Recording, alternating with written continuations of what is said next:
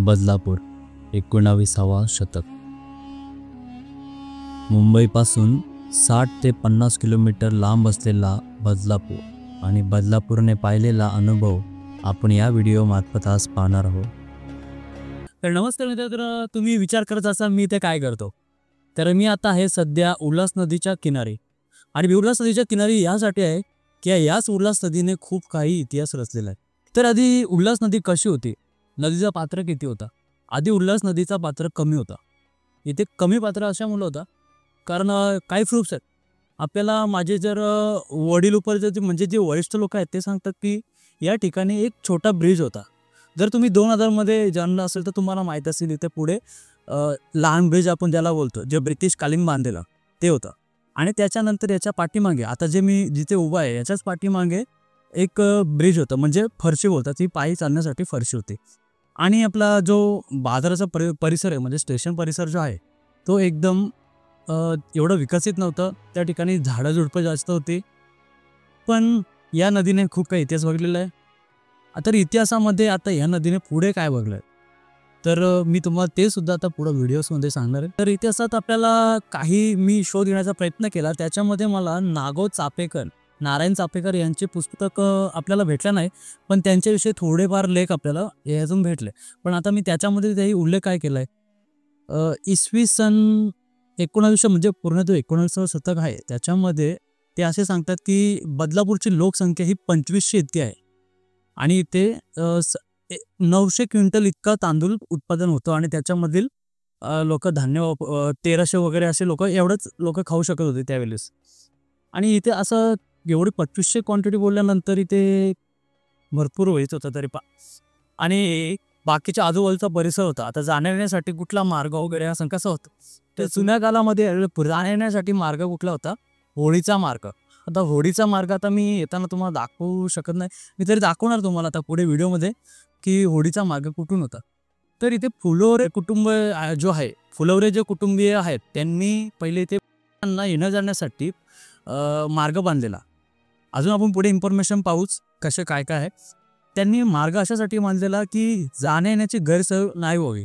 आधी कसं व्हायचं, उन्हाळे ब्रिज आपल्याला इथे फरशी जी होती पाठीमागे, मी तुम्हाला व्हिडिओमध्ये बोललो की फरशी पाठीमागे होती, त्या फरशीतून उन्हाळे जाण्या येण्यासाठी मार्ग होता।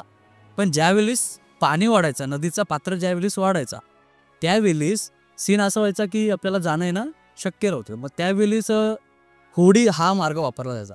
तर होडीचा मार्ग इथून असा पुढे आपल्याला पाठीमाग पुढून असा बघायला मिळतो, जे बॅरेजच्या साईडतून आपल्याला बघायला मिळतो, असं सरळ जाऊन बदलापूर गावात थेट जातो।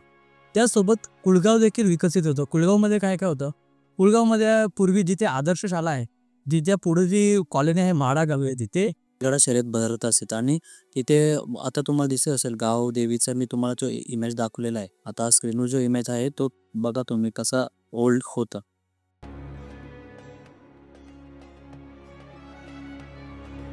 पुढील माहितीसाठी विकासक यांनी आपल्याला खूप मदत केलेली आहे।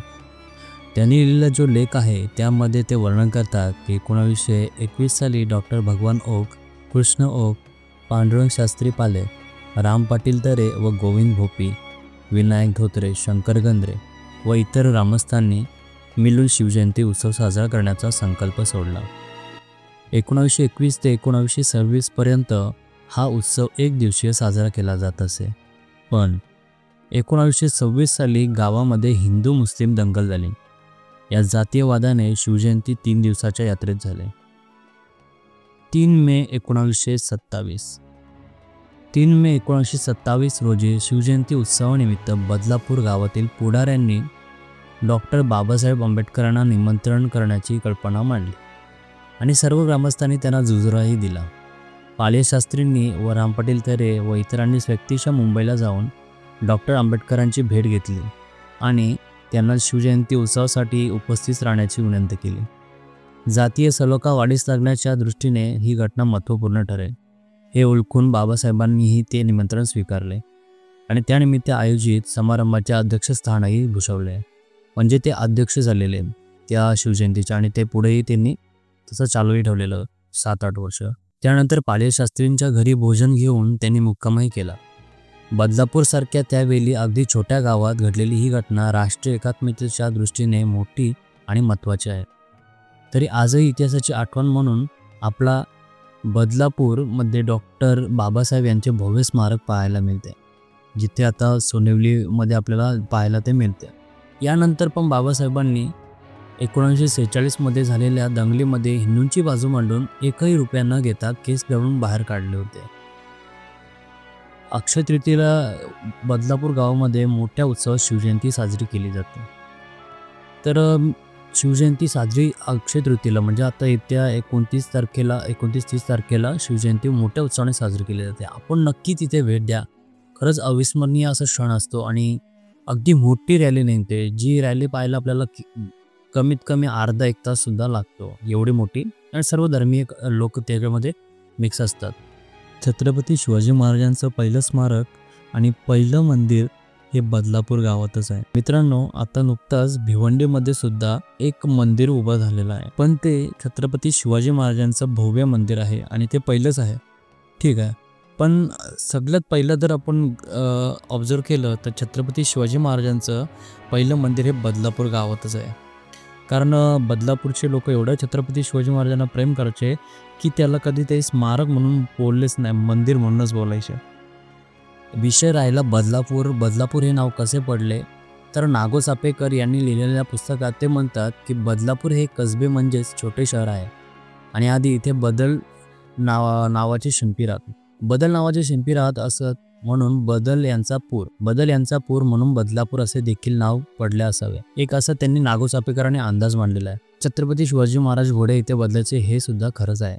असू द्या, जे पण असेल ते असेल, पण बदलापूर हा फक्त छत्रपतींचाच, आम्हा बदलापूर वासियांचा अभिमान आहे छत्रपती शिवाजी महाराज. ओके, तर मित्रांनो, आजचा व्हिडिओ आपण इथपर्यंतच करतोय. पुढे आपल्याला सेकंड पार्टमध्ये छत्रपती शिवाजी महाराज आणि पेशवांचा आपल्याला इतिहास पाहायला मिळेल. मी प्रत्यक्षात तिथे आता जाऊन भेट देणार आहे. सो तुम्ही आपल्या चॅनलला सबस्क्राईब करून ठेवा आणि पुढील व्हिडिओ नक्की पहा आणि कमेंट करून सांगा मी पुढचा नेक्स्ट पार्ट बनवू की नको. ओके.